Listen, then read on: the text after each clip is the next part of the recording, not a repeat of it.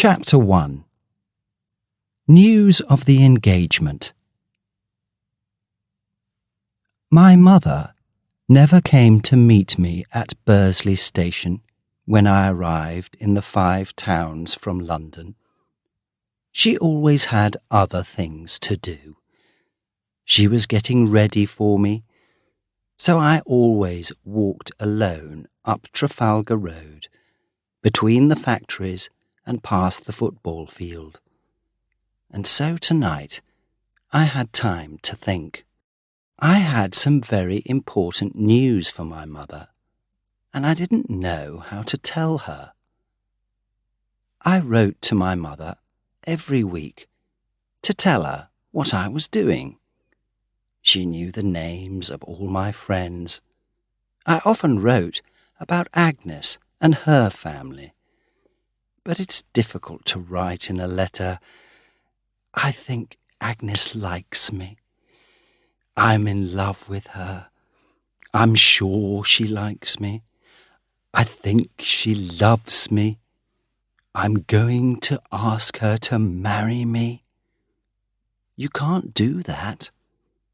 Well, I couldn't do it.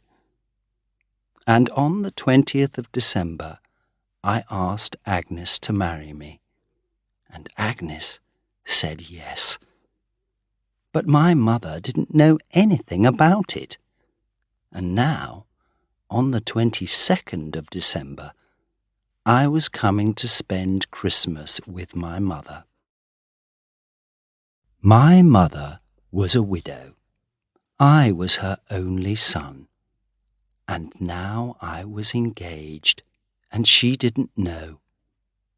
I was afraid she was going to be a little unhappy, and I was ready for a difficult evening. I walked up to the front door, but before I put my hand up to ring, the door opened, and there was my mother. She put her arms around me. "Well, Philip, how are you?" And I said, "Oh, I'm all right, Mother. How are you?" She smiled at me. She looked excited and younger than her 45 years. There was something strange in her smile. I thought, she knows I'm going to get married. How does she know? But I said nothing. You have to be careful with mothers. I'll tell her at supper, I decided. I went upstairs to my bedroom. When I came down, my mother was busy in the kitchen. I went into the dining room, and here I had a surprise. There were 3 chairs around the table, and 3 plates and 3 glasses. So Agnes was coming. I didn't know how my mother knew, but she did know. She and my wonderful Agnes were planning a surprise for me. Agnes was coming to Bursley for Christmas. There was a ring at the door. "It's Agnes," I thought, and running to the door, I opened it. It was Mr. Nixon. Mr. Nixon was an old friend of the family. He was a large, strong man of about 49 or 50. He was very helpful to my mother after my father's death. "Good evening, young man," he said. "It's good to see you back in Bursley." "Mr. Nixon has come for supper, Philip," said my mother. Mr. Nixon often came to supper during my visits to Bursley, but never on the first night. I liked him, but I wasn't very happy to see him tonight because I wanted to talk to my mother. I couldn't talk to her about Agnes with Mr. Nixon sitting at the table. We started our supper. We talked about this and that, but nobody ate very much. I was thinking about what to say to my mother when Mr. Nixon went home. At the end of the meal, I told my mother that I must go to the post office. I had an important letter to post. "Can't it wait until tomorrow, my pet?" my mother asked. "It can't," I said. My letter, of course, was to Agnes.